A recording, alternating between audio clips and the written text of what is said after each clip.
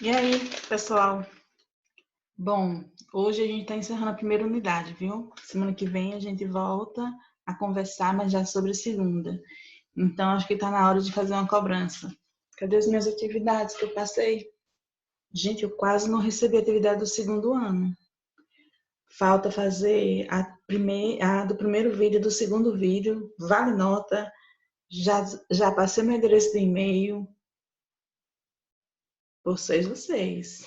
Bom, hoje a gente vai fazer uma revisãozinha rapidinha sobre o que nós conversamos, né? Sobre os dois vídeos anteriores. Nesse vídeo eu não passo atividade, mas assistam porque eu preparei com muito carinho para vocês.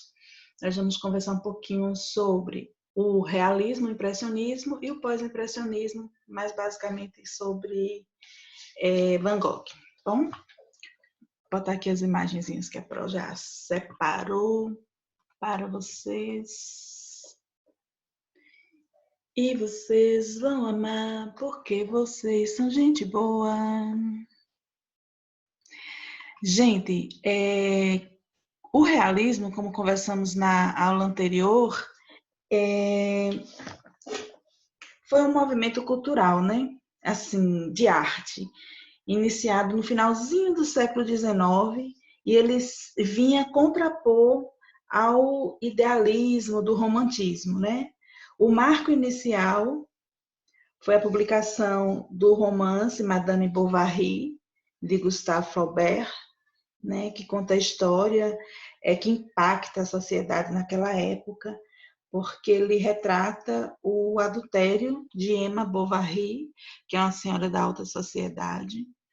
E esse livro, ele tem filme, eu acho que eu assisti no YouTube. Foi no YouTube, foi, acho que foi. Ele tem um filme, viu, no YouTube, se vocês quiserem assistir. É bem bonitinho, bem interessante.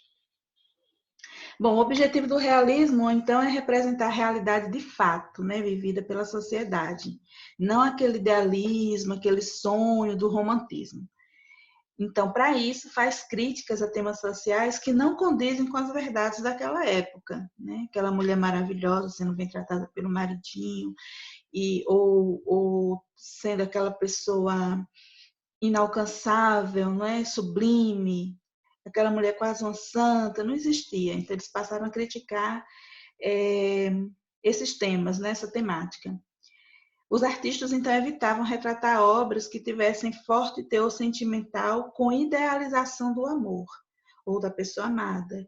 Você vê que aqui tem uma família, não está ela olhando para ele apaixonadinha, ele olhando, achando ela uma santa. Não, até as crianças aí estão meio borocochô, não é?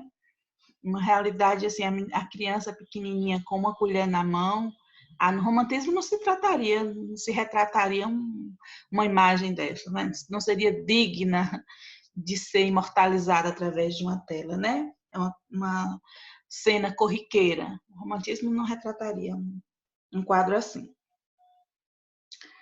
Bom, deixa eu ver o que é que eu botei mais para vocês. Os nomes principais da pintura realista é Edouard Manet e Gustavo Colbert, principalmente Gustavo Colbert, tá bom? O realismo no Brasil, ele não teve muita expressão na pintura, teve mais nos romances, né? Eu acho até que falei com vocês no vídeo passado, que o realismo no Brasil, ele se iniciou mais ou menos com Memórias Póstumas, né? De Machado de Assis. Mas na pintura, a gente vai ter aqui, ó, José Pansetti. Gente, essa obra de José Pansetti, para ela não parece muito realismo não é? Sim, pois é, porque já foi no finalzinho e também porque aqui no Brasil o realismo não chegou com a mesma força que ele vigorou na Europa, né? Chegou um pouco enfraquecido, já chegou no finalzinho, onde as pinceladas já eram diferenciadas. A gente pode observar que aqui não tem tanto capricho, né, na pincelada, mas retrata uma realidade, uma pobreza, não é? Retrata uma cena cotidiana. Sim, esse quadro de Pansetti, eu queria dizer para vocês, ele foi leiloado há poucos anos pela bagatela de R$ 620 mil. Quem tem para comprar? 620 mil reais, galera, está aí. Esse aqui é uma outra obra de José Pansetti. Aí, como eu estava falando, é uma... Professora, não parece com realidade. Pois é, com realismo. Já chegou no finalzinho do realismo aqui. Então, eles já estavam se debandeando, por assim dizer, para o impressionismo, não é? Que é aquelas pinturas que vai ser mais despreocupada com a pincelada, né? Que vai retratar mais paisagens, que vai retratar essa área externa da vida, né? Do cotidiano, viu? Olha para cá. Vê, aqui já é o impressionismo propriamente dito. Essa tela e essa tela, elas não são parecidas? Bem parecidas, não é? Porém, elas são classificadas em escolas literárias diferentes, porque a ruptura, às vezes, ela se dá de forma agressiva, como foi o romantismo e o realismo, mas, por outras vezes, ela se dá de maneira mais na calmaria, mais na paz e amor. Os traços, eles vão mudando vagarosamente, tá bom?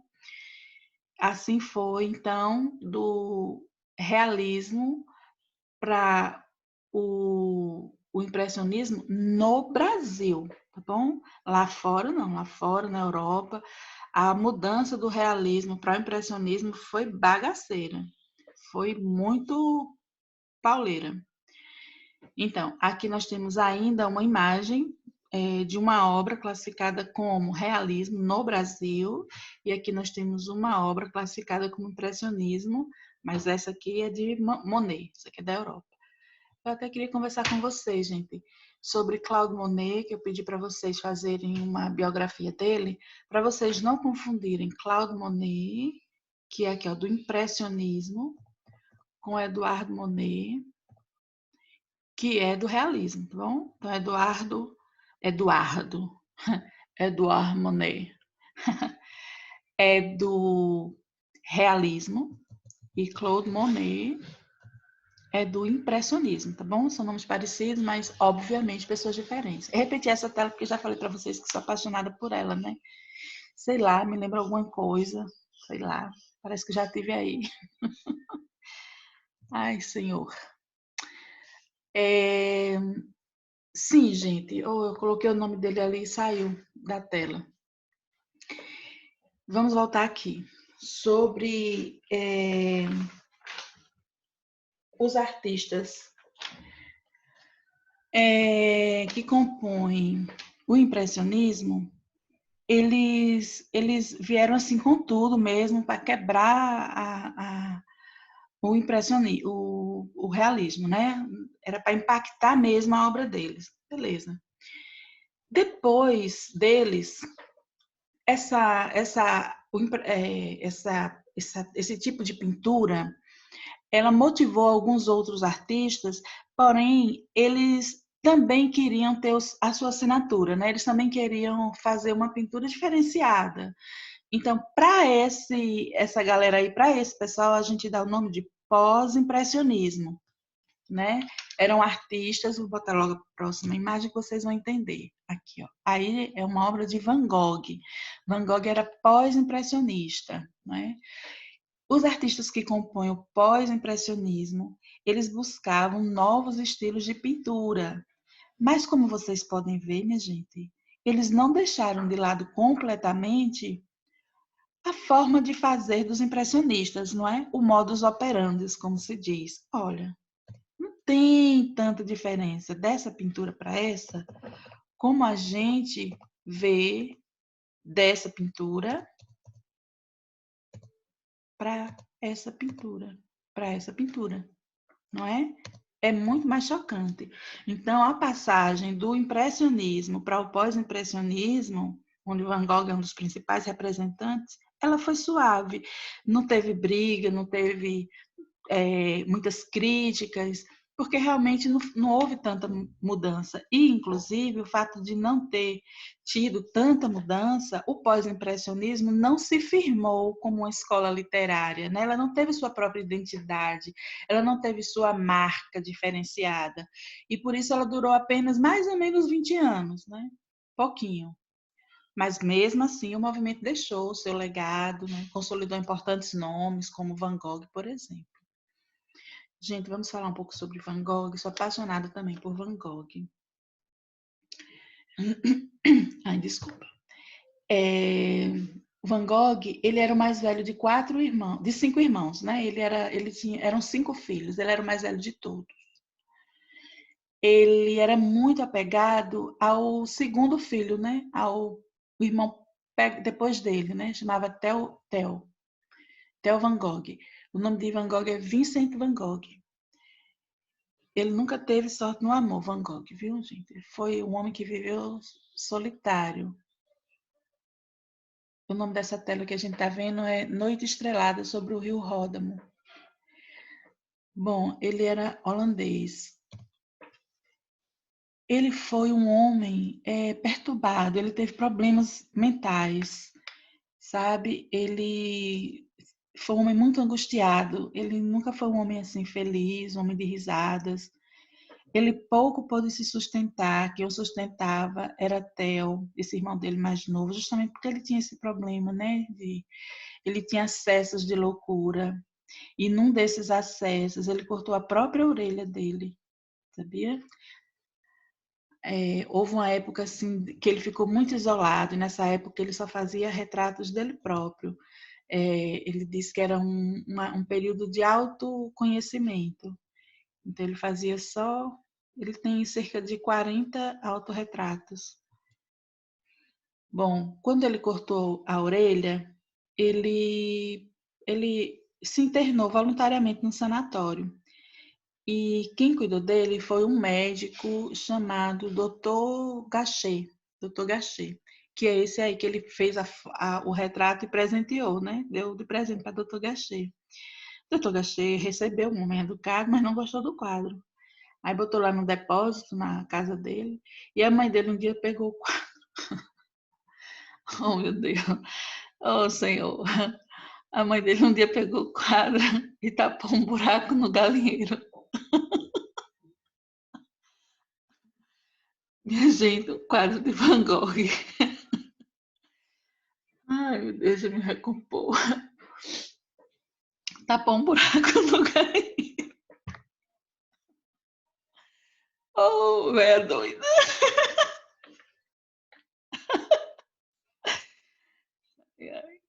Peraí, gente. Deixa eu ver. Bom, Van Gogh. Socorro!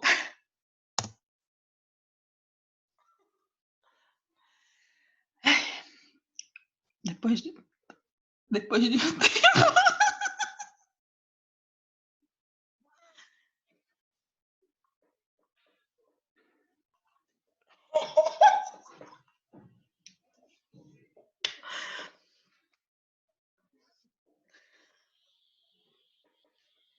Depois de um tempo.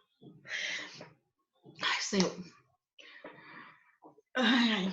Depois de um tempo, Van Gogh se recuperou, né? Ele achou que já estava mais lúcido.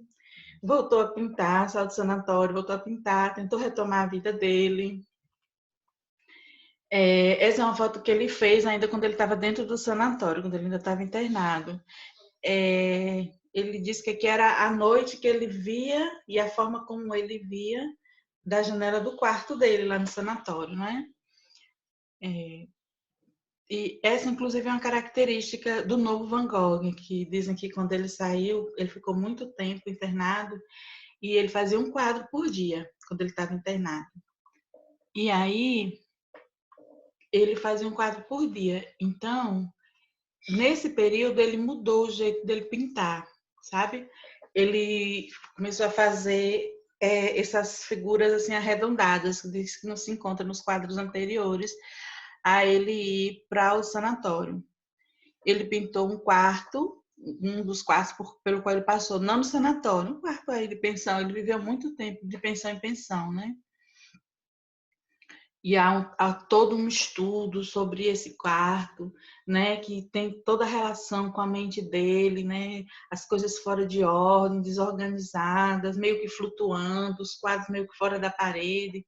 Esse quadro ele é muito estudado, muito analisado pelos especialistas. Essa pintura também é famosíssima, é a cadeira dele. Antes havia uma relação muito peculiar entre a cadeira e o seu dono. Não é que eles batiam papo, né?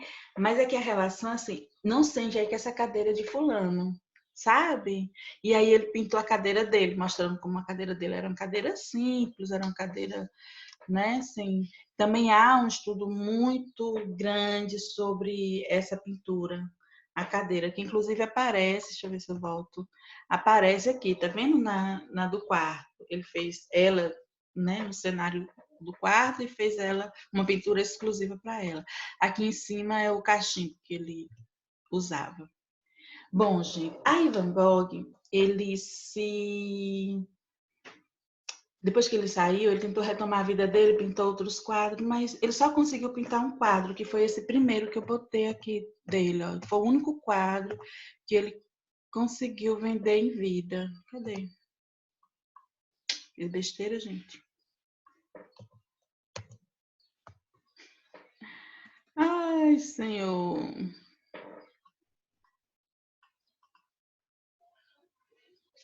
Vou botar aqui de novo para ver se vai, viu, galerinha?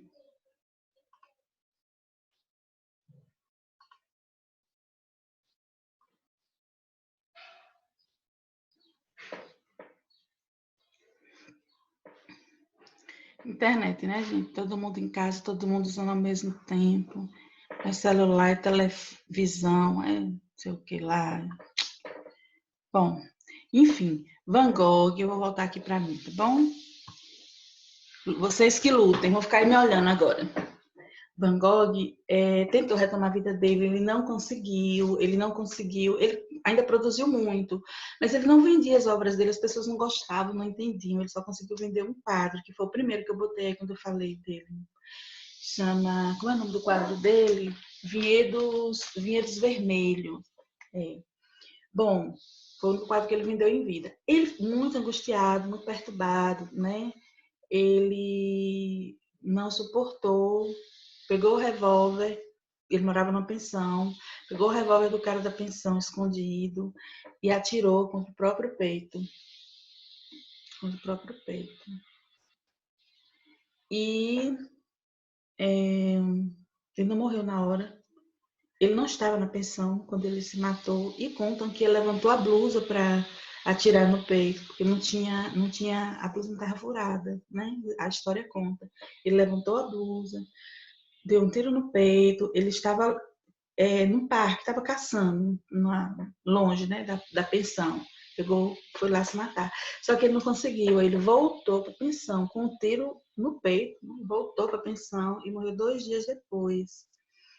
Ele morreu 2 dias depois e acham que ele fez isso justamente para evitar, porque ele tinha vergonha, né? Porque o irmão dele, que cuidava dele, o irmão dele era casado, já cuidava da esposa, do filho e também da mãe, e ainda tinha o fardo de cuidar dele. Então, por isso, ele contam, acham, né, que foi por isso que ele se matou. Eu botei aqui a foto do túmulo dele, porque, no caso, ele morreu 2 dias depois de atirar contra o próprio peito e o irmão dele entrou em depressão com a morte dele, porque eles eram muito apegados. O irmão dele morreu 6 meses depois, de tristeza. De tristeza. Então, eles são enterrados um do lado do outro. O túmulo hoje é visitação turística, enfim. Uma história triste, né? Como tantas, né? Depois aí, agora o homem é Van Gogh, né, gente? Tem museu, tem livros escritos sobre ele, as obras dele são estudadas minuciosamente, é um gênio da pintura, pá, pá, pá. Mas na vida só vendeu um quadro. Mas a história tá cheia de coisas assim, né? De situações assim. Gente, desculpa aí a crise de riso, viu? Porque Quando eu penso que a mulher vendeu, botou um quadro de Van Gogh para cobrir o buraco de um galinheiro, minha gente, eu não aguento. Mas fica finalizada aqui a nossa primeira unidade. A gente vai conversar semana que vem sobre o pós-impressionismo, tá bom? O que veio depois dessa escola literária, né? Que Van Gogh encerra. E por falar em encerrar, tchau. Até a próxima aula. Façam as atividades, viu? Senão eu vou puxar as orelhas de vocês. Beijo.